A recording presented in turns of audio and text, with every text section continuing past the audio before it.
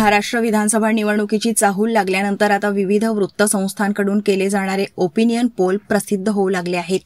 त्यात नुकत्याच प्रसिद्ध झालेल्या एका ओपिनियन पोलमधून महाराष्ट्रामध्ये सत्ताधारी महायुतीला महाविकास आघाडीपेक्षा अधिक जागा मिळतील असा अंदाज वर्तवण्यात आला होता. त्यावरून आता शिवसेना ठाकरे गटाचे प्रवक्ते खासदार संजय राऊत यांनी या ओपिनियन पोलवर सडकून टीका केली आहे. तसेच ओपिनियन पोल हे ब्रह्मदेवान तयार केलेले आहेत का असा सवाल उपस्थित केला आहे. एवढंच नाही तर महाविकास आघाडीला विधानसभा निवडणुकीत 175 ते 180 जागांवर विजय मिळेल असा दावाही त्यांनी केला. नागपुरात रोजगार मेळाव्यासाठी पाहुणे म्हणून उपस्थित राहण्यासाठी आले असता विमानतळावर ते पत्रकारांशी बोलत होते. त्यानंतर त्यांनी माजी गृहमंत्री अनिल देशमुख यांच्या निवासस्थानी सदिच्छा भेट दिली. ते म्हणाले, जे सर्वे येत आहे ते खोटे आहे. महाविकास आघाडीचा येणाऱ्या विधानसभेत विजय होणार असे संजय राऊत यांनी भाकीत व्यक्त केलं. मोदींनी 350 जागा मिळतील म्हणून याच लोकांनी सर्व्हे केला होता ना. लोकसभेत भाजपला 350 जागा मिळतील आणि महाराष्ट्रात महायुतीला 40 जागा मिळतील असा दावा करणारी हीच ती लोक आहेत. काँग्रेस, शिवसेना आणि राष्ट्रवादी काँग्रेस मिळून आम्ही 175 ते 180 जागा जिंकू असा विश्वास संजय राऊत यांनी व्यक्त केला.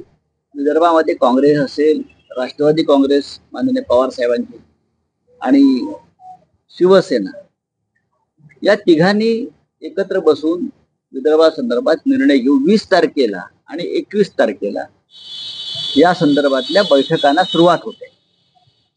20 आणि 21 तारखेला त्याच्यामध्ये जसे डिव्हिजन विभाग वाईज जागांवर चर्चा होईल. त्या विदर्भ सुद्धा असेल.